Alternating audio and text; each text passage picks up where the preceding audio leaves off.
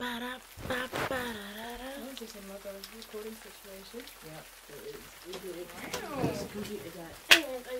What I've done, whilst you've been gone, is I brushed your brows and I sort of, you have nice eyebrows as well. They're very fancy.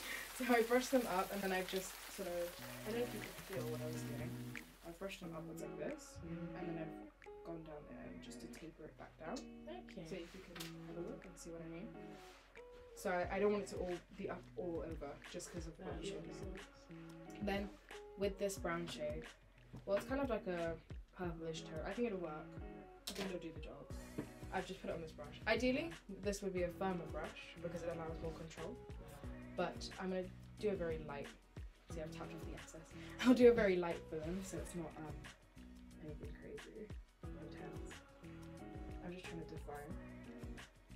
And sometimes using a softer brush kind of allows for your brows to be, they look a lot fluffier, which I think is quite nice. I think it'd suit you.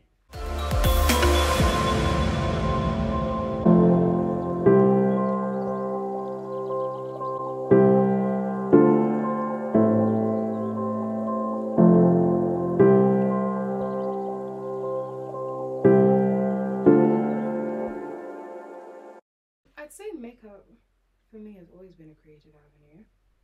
Because I've never, well, no, actually that's a lie. I was going to say I've never connected with the idea of like the social pressure around wearing makeup. I think it's just something I don't really see as significant to me now. But I think I touched upon it about being a tween and sort of feeling out of place. I think because makeup made me feel so out of place initially, I sought to engage with it in a way that was more personal to me, which meant being creative, because that's something that's always, I'm brushing through the product to make it a bit softer looking. Because being creative has always been a personal, like, yeah, I feel like that sentence finished itself, even though I didn't finish the sentence, you get what I was getting at. But that being said, I think a lot of people struggle to connect with that part of themselves, where it's like you don't have to first of all, you don't have to wear it if you don't want to, that kind of thing. And it doesn't have to be this big hoorah. I don't know. It's strange. It's strange because I can't sit here and say, oh well, just ignore the beauty industry and just don't feel the pressure. Like, you're crazy. Why would you feel pressured? But I think because I'm just removing product at the front because it's a bit much. I think because I learnt my way out of that quickly, I don't really know how to comment on it in a way that's like useful to me. I hear that. And I think I found it interesting your concept of like making up and how it's like inherently harmful and it can be read. I don't remember where I heard that, but someone said makeup is makeup, and then he said makeup, and I thought, oh, that's an interesting way to say. Well, historically speaking, actually, makeup was promoted to all people. It was people of a higher class, which is why true. I think it's interesting that it's makeup, because to me that speaks to a class issue that has now diverged into a gender issue, as most class issues arguably have. Okay. Most is an overstatement, but as some class issues have. Okay. So you could talk making up for your class. Either way, yeah, it's lacking something. Yes, it used to be historically it was a distinction between classes, because you if as someone who's not of a higher class, you can't afford those luxuries. Now I'm going underneath your brow to make it more defined, and I'm also going to use this to prime your eyelid. But yeah, it's you are in a way making up for what you are taught you lack.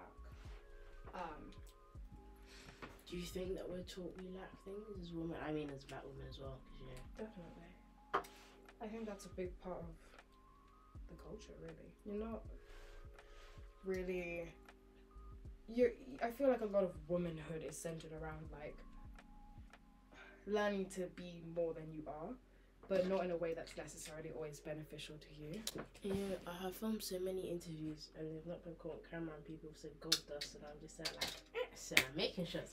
Hey, continue. It's very interesting what you say. Please look up again, like tilt your head back. Is this comfortable for you? Yeah, it's good. I have my hair done. Oh, you're right. But yeah, it's like you're taught to be more than you are, but not in a way that's for yourself. Whether that's a mother.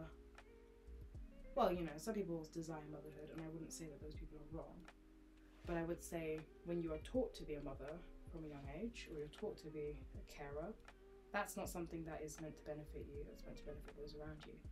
And so I think, especially as like where you see how race and gender inequality like interact, you know, like stuff like misogynoir, where it's like you have these specific intersections between race and gender that, you know, as a black woman, and then you have like as a dark-skinned black woman, you have this sort of just like hodgepodge of these technical terms. You have this hodgepodge. The colorism and the classes. Yeah. Of all like these boxes.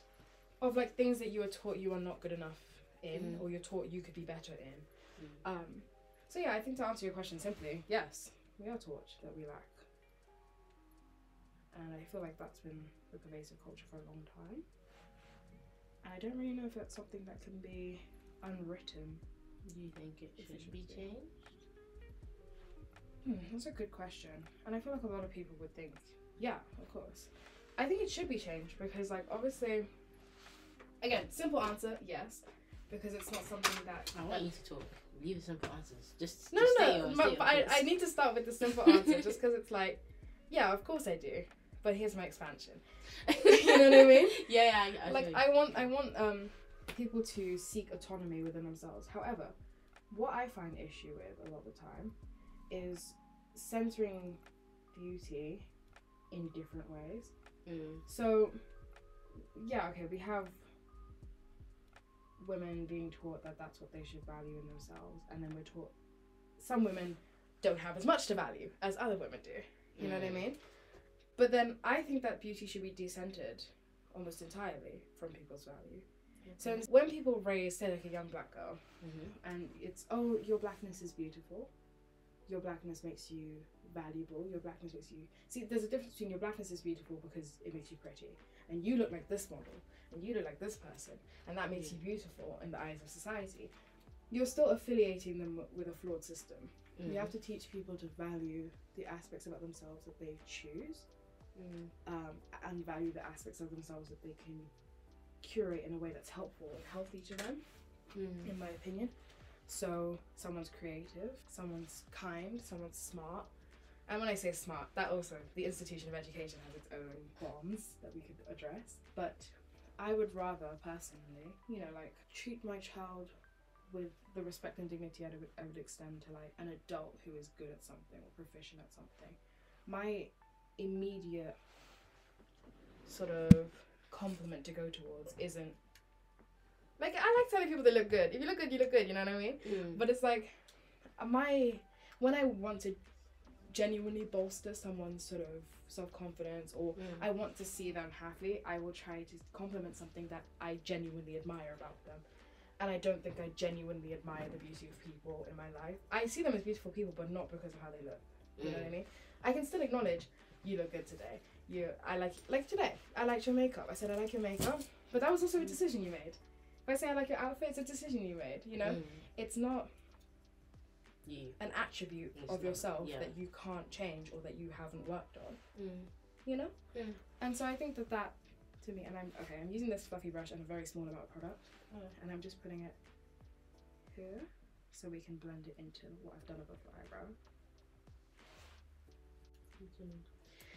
You mentioned the education system. I was gonna ask if you feel like some of these I